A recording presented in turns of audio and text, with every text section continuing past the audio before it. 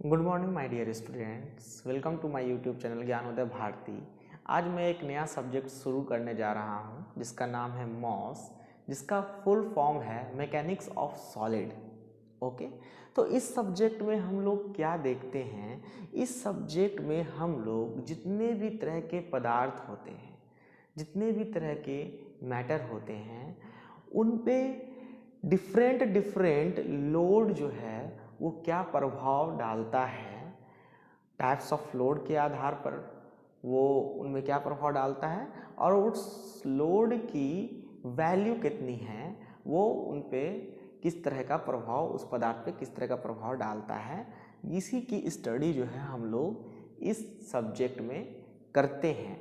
जैसे कि एक ब्रिज है, ओके, अब वो उस ब्रिज पे कितने पाए दिए गए हैं, कितनी बीम दिए गए हैं, ठीक है ना।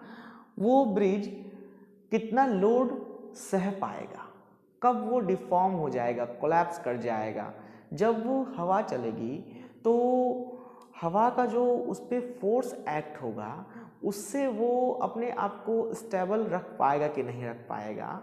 इस सब्जेक्ट की मदद से हम लोग इन लोडों की गणना और इन लोडों को सह सकने की किसी भी सॉलिड की स्ट्रेंथ के बारे में स्टडी करते हैं, ठीक है।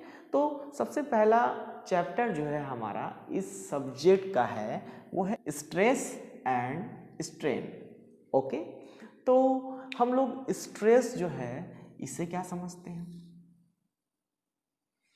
जब किसी भी बॉडी पर लोड लगाया जाता है तो उसमें क्या होने लगता है, डिफॉर्मेशन होने लगता है, उसके साइज में किसी तरह का चेंज आने लगता है। लेकिन उस बॉडी का जो इंटरनल फाइबर होता है वो क्या करेगा, वो उस डिफॉर्मेशन को रोकने की कोशिश करेगा, क्योंकि कोई भी बॉडी जो है वो डिफॉर्म होना नहीं चाहता है। इंटरनल रेजिस्टेंस फोर्स जो है, जो कि इंटरनल फाइबर की तरफ से लग रहा है, उसी को हम लोग पर यूनिट एरिया पर जब ये एक्ट होता है तो इसे क्या कहते हैं, स्ट्रेस कहते हैं।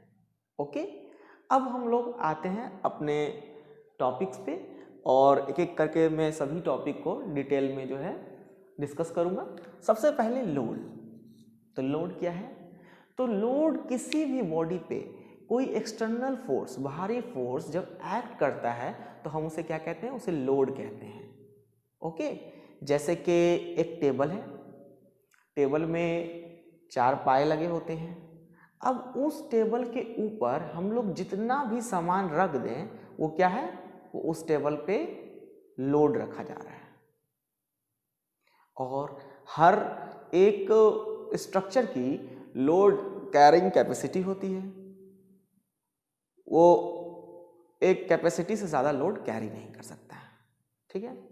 अब इन लोड्स के भी जो है टाइप्स होते हैं, अलग अलग तरह के लोड्स होते हैं। जैसे कि यहाँ पे सबसे पहले मैं स्टेटमेंट को रीड कर देता हूँ, आप लोग देख सकते हैं। External force act on body is called load, okay, and body get deform due to load. Body जो है वो क्या हो सकता है, डिफॉर्म हो सकता है लोड के कारण, अपने शेप को चेंज कर सकता है उस लोड के कारण।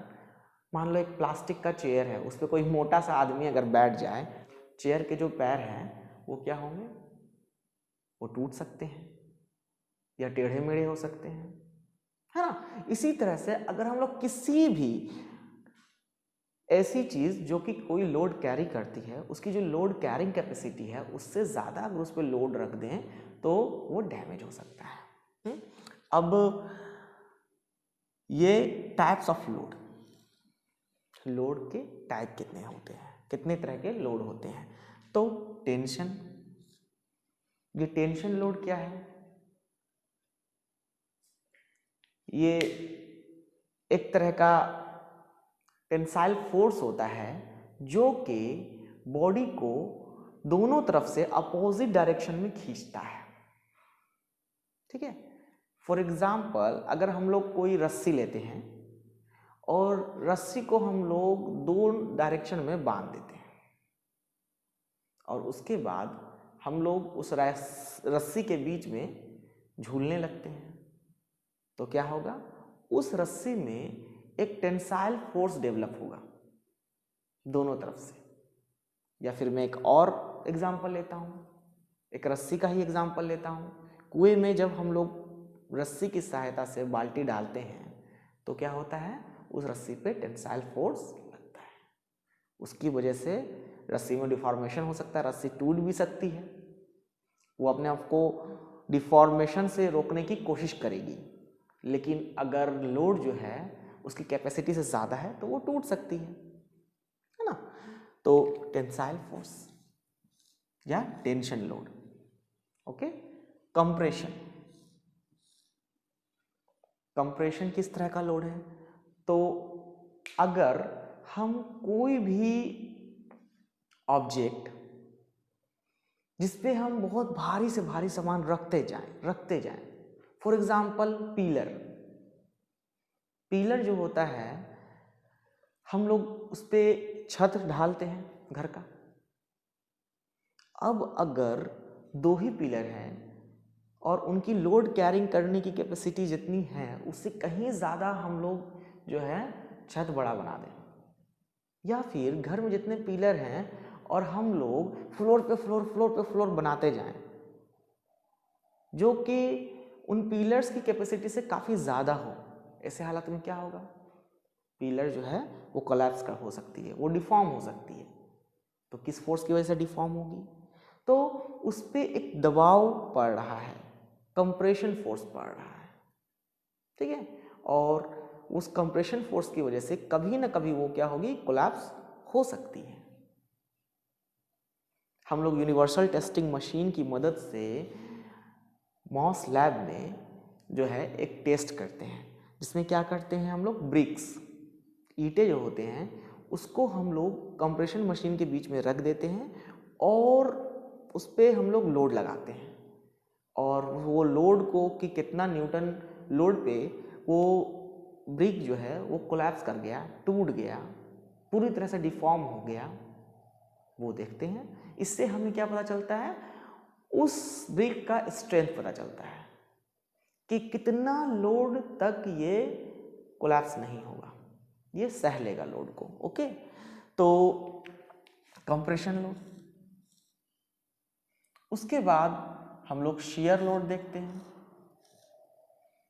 बेंडिंग लोड देखते हैं, टॉर्जन लोड देखते हैं। यहाँ पे हम लोग देखेंगे कि बेंडिंग लोड, किसी भी चीज़ को बेंड इस तरह से मोड़ रहे हैं, ठीक है ना, और वो कब तक जो है स्टेबल रह सकता है, डिफॉर्म नहीं होगा। अगर वो टूट जाएगा या टेढ़ा हो जाएगा, जैसे कि फॉर एग्जांपल किसी ब्रिज का खंबा ही हम लोग ले लेते हैं, ठीक है, पाया ले लेते हैं, अगर वो टेढ़ा हो गया लोड की वजह से तो क्या होगा, जो अपोजिट साइड में खंबा है उसका हाइट कुछ अलग हो जाएगा, और जो खंबा जो डिफॉर्म हो गया है उसका हाइट कुछ अलग हो जाएगा। ऐसे में क्या होगा, ब्रिज टेढ़ा मेढ़ा हो सकता है। जैसे ही ब्रिज टेढ़ा मेढ़ा होगा उस पर और भी डिफरेंट तरह के लोड जो है एक्ट करने लगेंगे, जिससे वो टूट सकता है, डैमेज हो सकता है ना। टॉर्जन जनरली शाफ्ट में लगता है, ठीक है, इस तरह से जो घुमावदार लोड होता है, टॉर्जन लोड कहते हैं उसे, ठीक है। उसकी वजह से भी शाफ्ट जो है वो डैमेज हो सकता है, कोलैप्स कर सकता है, ठीक है। तो अब हम लोग आते हैं स्ट्रेस में। स्ट्रेस क्या होता है, सबसे पहले स्टूडेंट्स, स्ट्रेस को सिग्मा नाम के ग्रीक लेटर से डिनोट किया जाता है, ठीक है। It is always denoted by Greek letter sigma. देखते हैं हम लोग, when we apply force on body then body get to deform, no body wants to deform, लेकिन कोई भी बॉडी डिफॉर्म होना नहीं चाहता है, तो क्या होगा, इट स्टार्ट रेसिस्ट डिफॉर्मेशन को वो रोकने की कोशिश करेगा। That resistance per unit area is called stress. यही जो रेसिस्टेंस फोर्स है वो पर यूनिट एरिया पे जो लगता है इसी को हम लोग क्या कहते हैं, स्ट्रेस कहते हैं। अब यहाँ पे एक डायग्राम की मदद से हम लोग समझने की कोशिश करेंगे स्ट्रेस को। यहाँ पे मैंने एक फिगर बना रखा है जिसमें एक मैंने बार आयरन ले रखा है। ओके, अब क्या हुआ है कि मैंने इसका कट सेक्शन यहाँ पे दिखाया है, ठीक है, क्योंकि इसका लेंथ मैंने दिया नहीं है, ठीक, इसलिए ये दो भागों से कटा है। अब यहाँ पे मैंने एक लोड लगा दिया P और इस तरफ भी एकदम सेम लोड लगा दिया P, जिसकी वजह से ये अब डिफॉर्म होने लगेगा। लेकिन क्या हम लोग ने देखा ऊपर में, बॉडी जो है वो डिफॉर्म नहीं होना चाहता है, no body wants to deform, तो वो क्या लगाएगा, एक रेजिस्टेंस फोर्स लगाएगा अपोजिट डायरेक्शन में, रेजिस्टेंस फोर्स अपोजिट डायरेक्शन में लगाएगा, ठीक है। तो समेशन ऑफ रेजिस्टेंस फोर्स जो है वो अपोजिट डायरेक्शन में लगेगा। अब क्योंकि ये बॉडी जो है वो मैं मान लेता हूं स्टैटिक इक्विलिब्रियम में है, मतलब अपनी जगह से खिसक नहीं रही है इस फोर्स के कारण, ये पी के कारण अभी तक अपनी जगह पे वो जमी हुई है, ठीक है। तो ऐसी हालत में जो ये रेजिस्टेंस फोर्स लग रहा है और ये जो लोड लग रहा है, ये दोनों क्या हो जाएगा, ये दोनों बराबर हो जाएगा। ओके, तो हम लोग स्ट्रेस का फॉर्मूला क्या देख रहे हैं, resistance force per unit area is called stress, और क्योंकि बॉडी जो है वो स्टैटिक इक्विलिब्रियम में है, इसीलिए P या load equals to summation of resistance force. तो हम लोग इसके बदले जो है समेशन ऑफ रेजिस्टेंस फोर्स के बदले P लिख सकते हैं, जो कि लोड को डिनोट कर रहा है। Okay, P/A। अच्छा स्टूडेंट्स, लोड की यूनिट क्या होती है, लोड की यूनिट न्यूटन होगी, ठीक है। और यहाँ पे हम लोग देख रहे हैं कि स्ट्रेस जो है वो लोड बाय एरिया है, इसीलिए एरिया की यूनिट मीटर स्क्वायर या mm स्क्वायर होती है। दैट्स मीन्स इसकी यूनिट, स्ट्रेस की यूनिट न्यूटन पर mm स्क्वायर या न्यूटन पर मीटर स्क्वायर होगी। इसको हम लोग पास्कल या किलो पास्कल भी लिख सकते हैं। तो हमें स्ट्रेस अच्छी तरह से समझ में आ गया होगा स्टूडेंट्स। अब हम लोग स्ट्रेन को जानेंगे। स्ट्रेन क्या होता है, स्ट्रेन को ग्रीक लेटर रो से डिनोट किया जाता है। ओके, और जब किसी बॉडी पे क्या होता है, स्ट्रेस पड़ता है, तो वो क्या होती है, डिफॉर्म होती है। अब हम लोग स्ट्रेन को कैसे समझते हैं, तो जो बॉडी डिफॉर्म हुई है, चेंज इन डायमेंशन, उसका जो डिफॉर्मेशन के कारण जो डायमेंशन में चेंज हुआ है, उसकी जो लेंथ में चेंज हुआ है, ठीक है, बाय ओरिजिनल डायमेंशन, जो उसका ओरिजिनल डायमेंशन है। डिफॉर्मेशन के कारण जो चेंज इन लेंथ है divide by original dimension is called strain, ठीक है। It is the ratio of change in dimension and original dimension of the body. Okay, अब यहाँ पे हम लोग देख रहे हैं कि चेंज इन डायमेंशन मीटर में हो सकता है, ठीक है, या फिर mm में हो सकता है। यहाँ भी जो है मीटर या mm में होगा, तो ऊपर और नीचे वाला जो यूनिट है कट जाएगा। दैट्स मीन्स की यूनिट नहीं होती है। Okay, modulus of elasticity.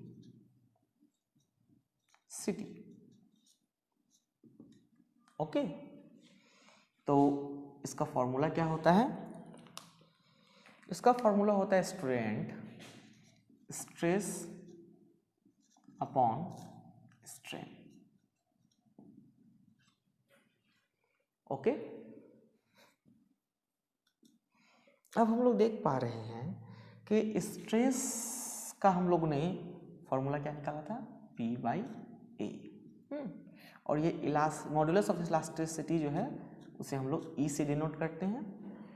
Stress का फॉर्मूला P/A एंड स्ट्रेन का फॉर्मूला हम लोगों ने देखा change in dimension by original dimension. Change in dimension को हम लोग del L लिखेंगे और ओरिजिनल डायमेंशन को हम लोग जो है L से डिनोट करेंगे। ओके, अब इसको और सिंपल मैं करूँगा, P/A इंटू L/dl, है ना। और मुझे क्या चाहिए, मुझे डेल एल चाहिए। तो मैं इसको इधर लेके आऊँगा और ई को मैं नीचे लेके जाऊँगा, P into L A E. Okay, और P बाई ए जो है हमारा सिग्मा होता है, दैट इज स्ट्रेस। ओके, तो ये हमारा चेंज इन डायमेंशन का फॉर्मूला निकल के आया, जिस पे बहुत सारे न्यूमेरिकल्स हम लोग बनाएंगे आगे। और मॉस सब्जेक्ट के लिए स्टूडेंट्स सभी लोग इंजीनियरिंग कैलकुलेटर कंपलसरी तौर पे खरीद लें, क्योंकि इसके बिना एक भी न्यूमेरिकल पॉसिबल नहीं है। और ये सब्जेक्ट पूरी तरह से न्यूमेरिकल बेस्ड सब्जेक्ट है, बहुत कम थ्योरी क्वेश्चन पेपर में आते हैं। तो मैं आपसे उम्मीद करूँगा कि आप लोग मेरे नेक्स्ट वीडियो तक इंजीनियरिंग कैलकुलेटर खरीद लेंगे और हम लोग चेंजिंग डायमेंशन का जो ये फॉर्मूला आया है, इससे बहुत सारे प्रॉब्लम न्यूमेरिकल सॉल्व करेंगे। थैंक यू स्टूडेंट्स, मेरे चैनल को लाइक, सब्सक्राइब एंड शेयर करो। Thank you very much.